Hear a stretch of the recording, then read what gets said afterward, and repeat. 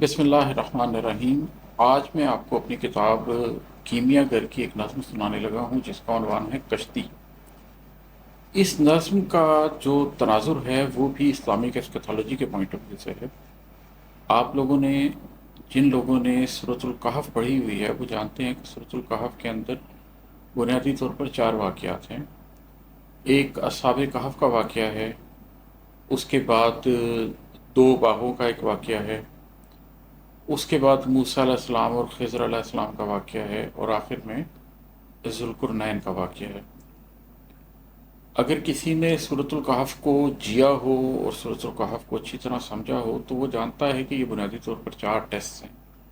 جو اصحاب کہف کا واقعہ ہے وہ پہلا ٹیسٹ ہے، اور وہ ٹیسٹ آف فیتھ ہے، اور وہ بنیادی ٹیسٹ ہے۔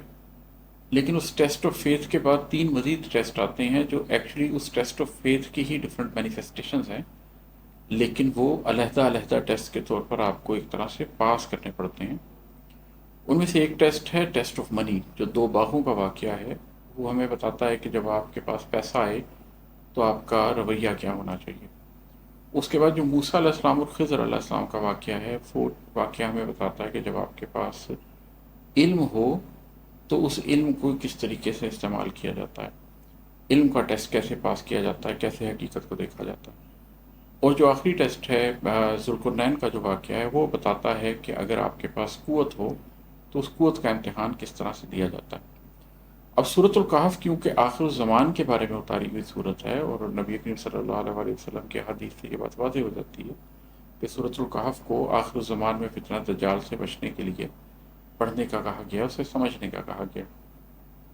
تو یہ سارے ٹیسٹ آخر الزمان میں کیسے مینیفیسٹ ہوتے ہیں، اس کے اوپر میری ایک انڈرسٹینڈنگ ہے۔ انشاءاللہ کسی دن موقع ملا تو میں سورۃ الکہف کی تمام 110 آیات کو آیت با آیت ڈسکس کروں گا اور اس کی تشریح کروں گا، لیکن اس وقت میں آپ کو ایک نظم سنانے لگا ہوں جو ان میں سے ایک واقعے کے ایک حصے سے منسوب ہے۔ جو واقعہ ہے موسیٰ علیہ السلام کا اور خضر علیہ السلام کا، اس میں یوں ہوتا ہے کہ موسیٰ علیہ السلام خضر علیہ السلام کی تلاش میں نکلتے ہیں، کیونکہ انہیں پتہ چلتا ہے کہ خضر علیہ السلام کے پاس اس وقت اس دنیا میں جو علم ہے وہ ان کے پاس بھی نہیں ہے۔ اس واقعے میں جب وہ خضر علیہ السلام کے پاس پہنچتے ہیں تو وہ ان کو دیکھتے ہیں کہ وہ ایک دو دریاؤں کے سنگم پہ ایک راک کے اوپر بیٹھے ہوئے ہیں۔